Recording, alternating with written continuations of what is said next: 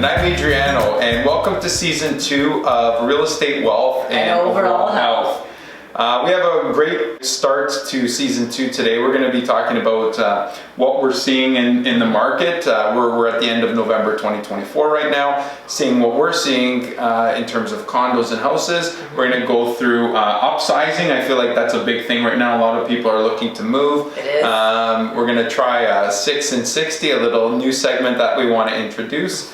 So we've got a lot of fun things going on. So for sure. Yeah, it'll be great. Yes. So to get into it, like Merilyn, this has been an interesting year for sure. Mm-hmm. A lot of changes. Challenges, and definitely there's been some positive change with the Bank of Canada and with interest rates. As Adriano mentioned, we're in the end of November of 2024. We have had several interest rate cuts, which has helped produce increased consumer buyer confidence, so that's definitely a bonus. And we are expected to get one more interest rate cut next month in December. What do you think it's going to be? Because I'm hoping for another 0.5%. Yeah. That's what I'm hoping for. That would definitely make our spring market sizzle. Because as we all know, looking back during COVID, it went from like a boil to like a sizzle to a simmer when they just increased rates so quickly. So definitely, we're thinking that the spring market should definitely be a good market. I think it's going to be like a 0.25% drop. I think they're kind of seeing how things are going. I think people are still a little bit tight. The one thing I've noticed, and this is part of our overview of 2024 of November, is with this stimulation, the market hasn't changed a ton. Like, I have seen the rates come down, but have you really seen that? In past years, I've seen buyers come into the market, it could change within 2 or 3 weeks, and all of a sudden houses are selling in multiples and you can't keep up. I haven't seen that this year, and I feel it's different. I think that we've noticed with the market stats and all the statistics, what inventory we have and how many sales there's been, there still is quite a bit of inventory. So we know that the condo market right now is taking longer to sell. So we have about 5 months of inventory based on the section that we're in, which is Etobicoke South. So obviously it's all related to months of inventory. So once the inventory, supply and demand, once the inventory comes down, then you have more buyers for the product, which obviously will only make the price increase. Whereas when you have a lot of options, then buyers have those options, and then it'll take a lot longer for the inventory to get absorbed. Yeah, funny thing, exactly. So months of inventory, just for people who don't understand that. So a balanced market is usually about 4 to 6 months of inventory. That means if no new houses or no new product comes on the market, you'll sell out within 4 to 6 months. That's right. 2 years ago, when everything was crazy, we had under 1 month of inventory for most things. I think at the peak we were at 2 to 2.5 weeks of inventory. So that's when you saw. And that's like a super seller's market. Yeah. A buyer's market would be over 6 months, where there's a lot to choose from. So we're and that's the big thing we always talk about, depending on your neighborhood, depending on your condo building, if there's a lot of inventory, people have choice there, right? If it's a prestigious area where houses don't come up very often, we do still see multiple offers come up. So that's one of the biggest things I say, is that when you see a blanket statement, Toronto housing prices or prices in the GTA are doing this and that, it's every little pocket has its own specific segment and target and the way it works, right? So, and certain areas do just naturally hold less inventory. They don't sell as often, so that also will depend on the area and the marketplace that you live in. Yeah, but quickly, so in November, let's do an overview. What are you seeing with the clients you're dealing with? I know we have some listings and conversations, and so what did you see in November of 2024? How do you feel? The good thing is October was probably one of the slower months. Again, not that we didn't have inventory or buyers, there was just a lot more hesitation. We were noticing with some of our listings, people had to go back 2, if not 3 times. They wanted to show their advisor, they wanted to show their kids, they wanted to get a second or third look. So we are telling all of our sellers up front that patience is the name of the game, and I think that setting realistic expectations up front is very important, discussing the pros and the cons. So we did see October was sluggish, and then November, all of a sudden, it did sort of pick up again. And I think that's anytime around elections too, there's a little bit of hesitation. People are, focused on that. And then we also have the upcoming holidays, so people start planning that. And some people travel to even warmer climates as well, because they like to take some time off of work and spend time with family. So we have noticed that it has picked up in November. So November overall, our numbers were good, and we were seeing a lot more activity. And I think that December will kind of sort of, flatline. Taper out. And then exactly. And then usually in January and then into the spring market, it actually picks up. A lot of people, it's a misconception. People actually think January is a very slow month. I can speak for myself and Adriano. January actually almost guaranteed, almost year after year after year, we're always like really high up there in terms of like on the top 10 list.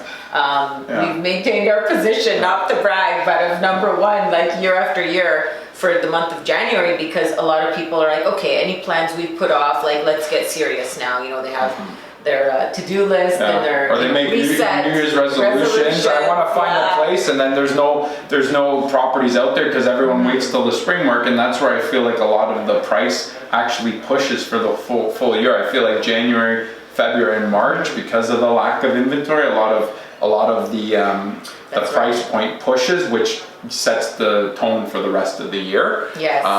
But what I am finding now is that a lot of people, and this is just one thing to keep in mind, is on the condo side, be very careful with the maintenance fees, because that's some of the difficult conversations we're having. Like in the past, it wasn't such a big deal because the prices of condos were always increasing, so maintenance fees would increase, but your prices would increase, so you're making money. Now, in this market, and finding, especially with condos, it's like your condo might have flattened or come down in price from where you purchased it, and your maintenance fees are higher. That's harder for people to qualify, and it's hard to, we're having a lot of discussions where it's like, when you bought your maintenance fees, they were at, $1,000. Now they're at $1,400, and rates are higher.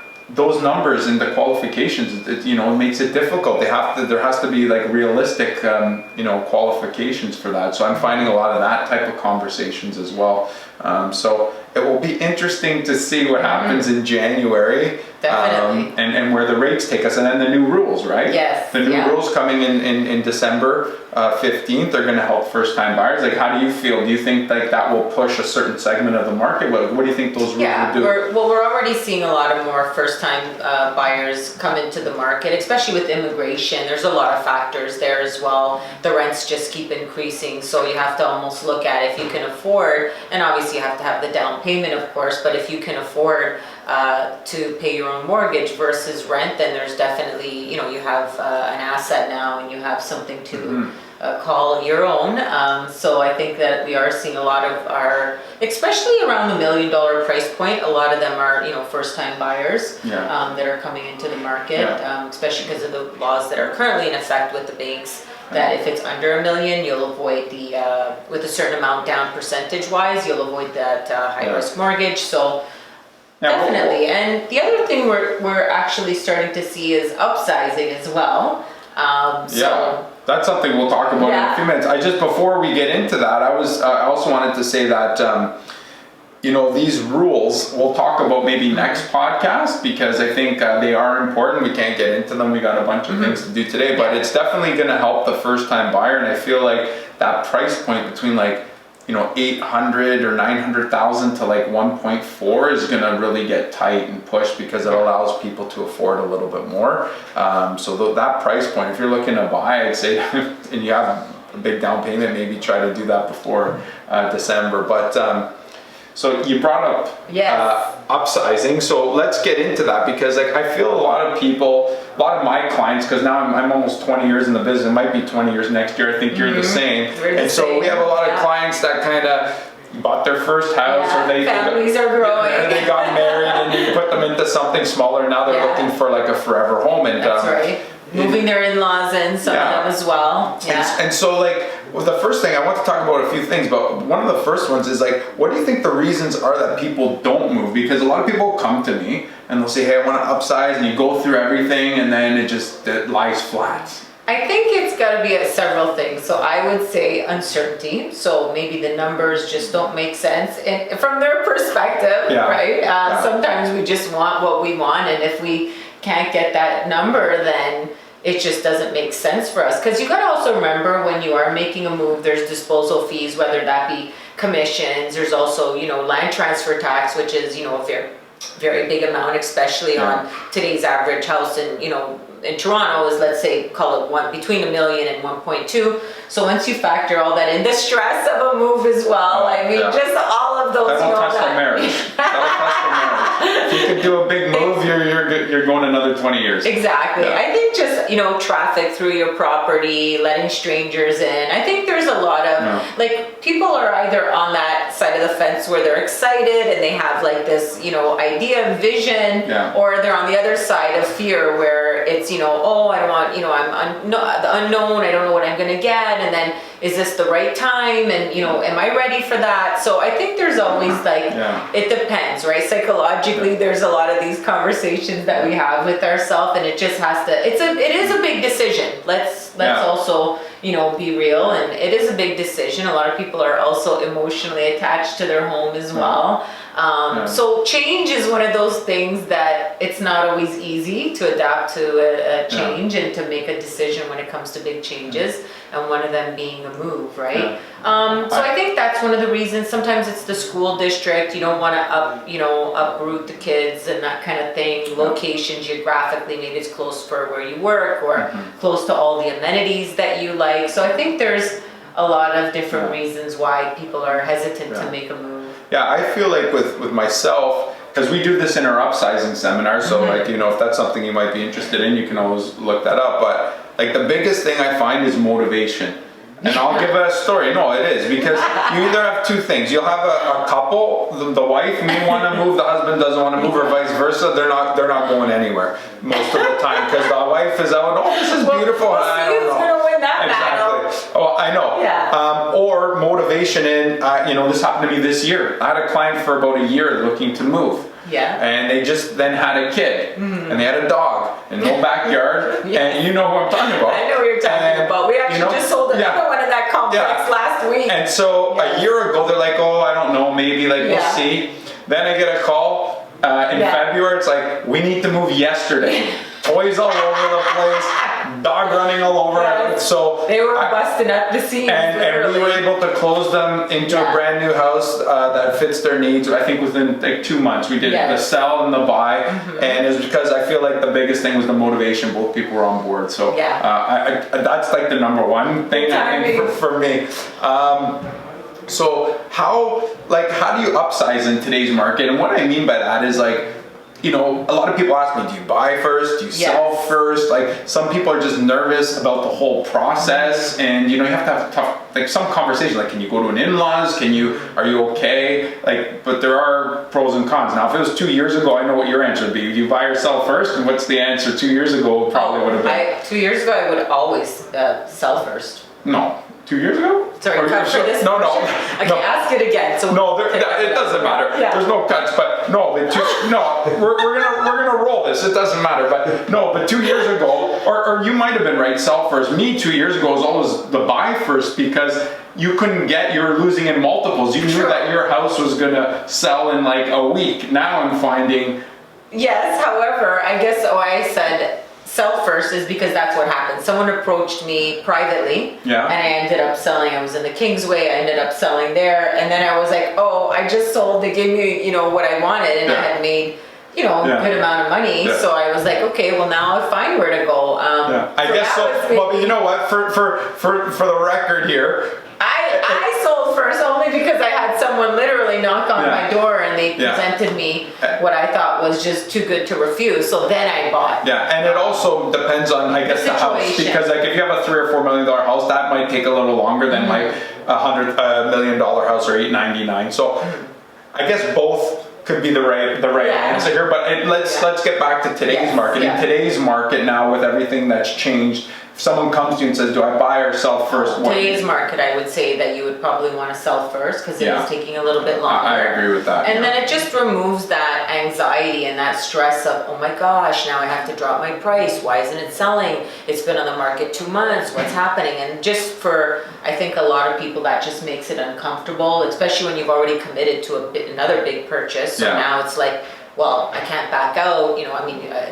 From a legal standpoint, you don't want to have that. You don't want to be exactly. So it's one of those things where it depends on the person. I don't know if there is a right or wrong. Depends on the market as well. But a lot of times, I think that if you have a really good product, again, it goes back to location. You're in a good area.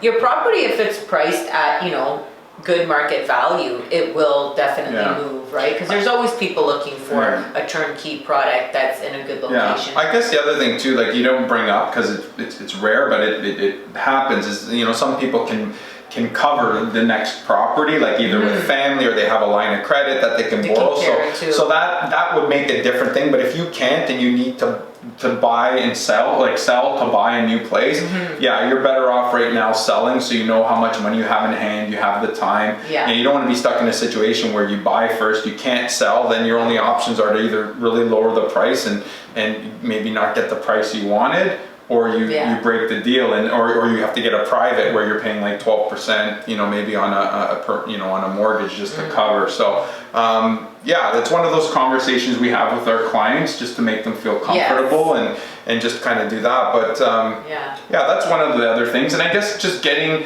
familiar with the neighborhoods. Like if someone wants to move out of a neighborhood, it's nice to know like what the days on market, the inventory, are there multiple offers in that neighborhood, and what's in yours, so you know whether to sell in multiples, or you need to know the strategies in both markets, right? So they understand that. So that's something we go over as well.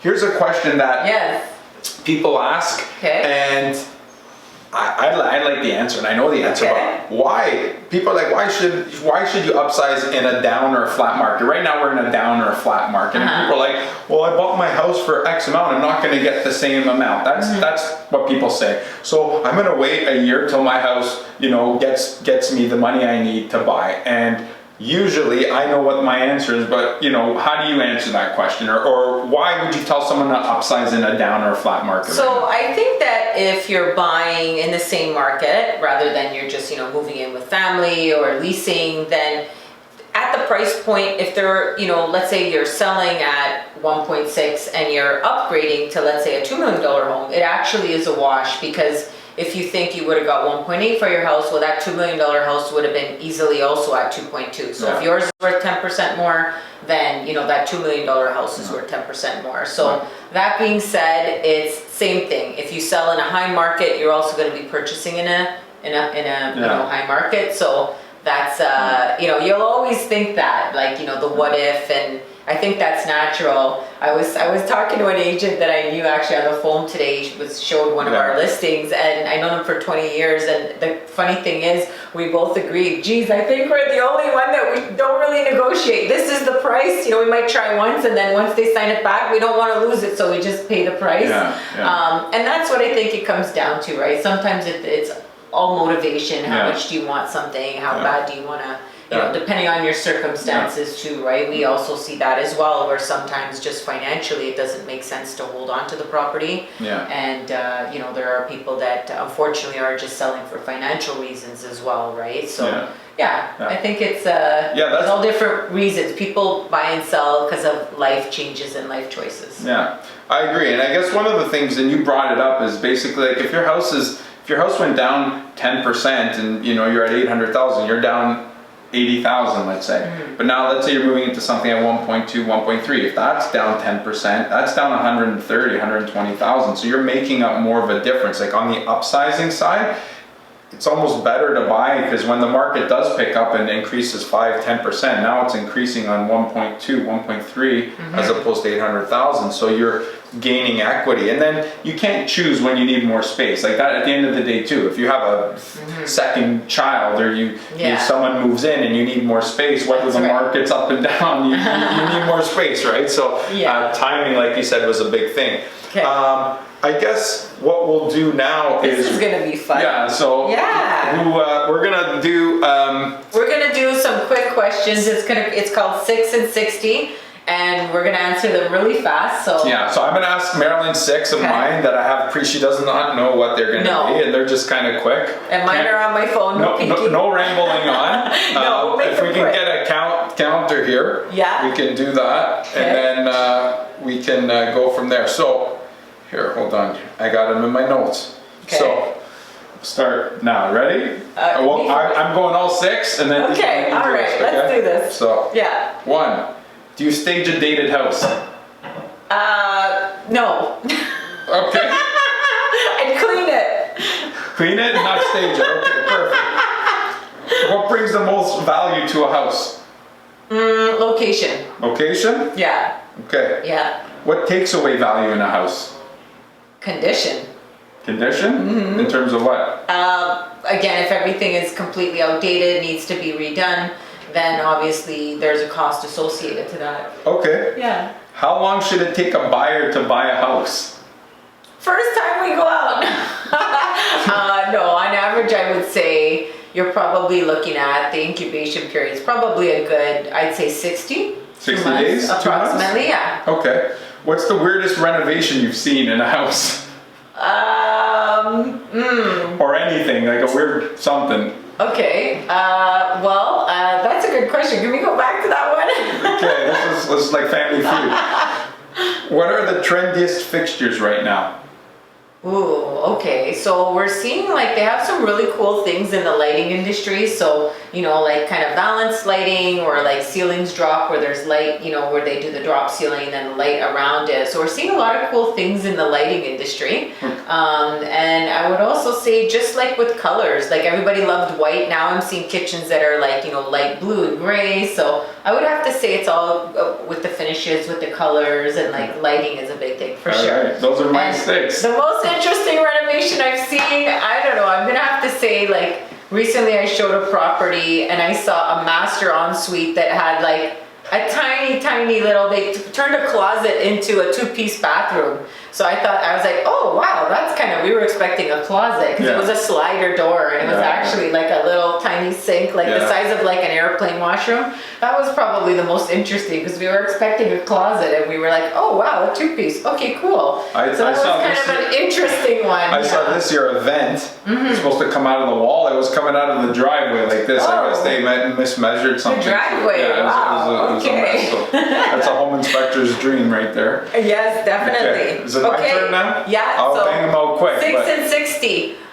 Here we go. How do I determine the price for my property?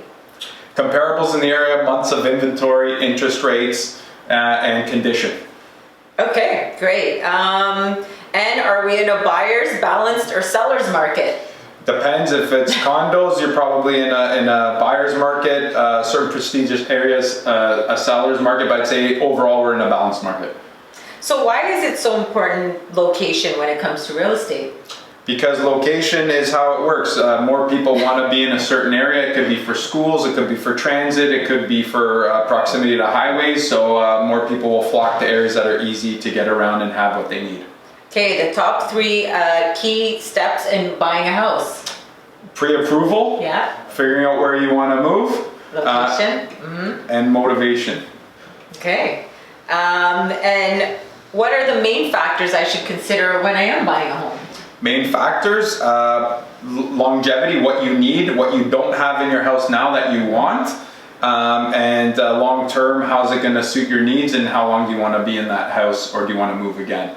Great. And this one I tried to make it quick, but now but there's more. It's 7 and go ahead. Okay. And what do you feel fulfilling that fulfills Adriano outside of real estate? What fulfills me? Yeah. I love playing hockey. I like playing guitar. I like actually at the end of a deal, whether it's tough or easy, and then you actually sit down with the clients when they're settled and the emotions are taken away and they're like, oh, thank you. And this, I do enjoy that. But if it's aside from real estate, I love playing hockey. I like going to hockey games and stuff like that. So I just try to keep it. You also, I'm gonna add to that, you also really enjoy all the charity work that we do. Yeah, we do. So we do that, and that's like part of what we try to do. You know, we do food drives and things like that. I enjoy that because I feel like we're at a point, like both of us, where we should be giving back. And the more we do that, you kind of see what people need and how much. Like, I didn't know about how much people needed, so I find that good. Like, what do you like to do in your free time? I would say the same. It's definitely important. It's self-fulfilling to be able to give back and to make a difference and try to make someone else's day better. And it does come back. It's like that universe just works in interesting ways. When you give, what you give and put out, you get back. I think that's something I find fulfilling. I also find, more on a personal note, when people come to me and ask for advice, I take that as like an honor. They come to me, they trust my opinion, they value what I have to say, my insight and experience, and I don't know, I guess sometimes my silly advice or ideas. So I find that's always, it leaves me feeling with a kind of warm, fuzzy feeling. And definitely just being able to be in those moments with loved ones that I care about, and being able to share and celebrate in, you know, special moments, occasions, and well, we also like but aside from work, I know you like to do yoga and Pilates and that kind of stuff. I'm big in yoga, Pilates, 5-6 days a week. Some days I have doubles, on Tuesdays I do both. So and yet she still sells real estate. Yeah, so. That's for sure. So that's awesome. Yeah, we try to have a little bit of a work-life balance, although some days we feel like all we do is work. But you have to do that to provide good service. But so, I mean, with that being said, I mean, we kind of got to the end of you know, our first episode of season 2. Season 2. Wow. It'll be great. You know, we're going to be on Spotify. We're going to be on YouTube. You know, when you have questions, or if you have questions on any of the topics in here, you're more than welcome to reach out or send a message. We'd be happy to answer them. And we thank you for listening. Yeah, stay safe, and we appreciate all your time, and any feedback you want to provide, we're happy. Anyways, thank you guys for tuning in, and we'll talk to you next time. Thanks for tuning in, and have a wonderful rest of your day.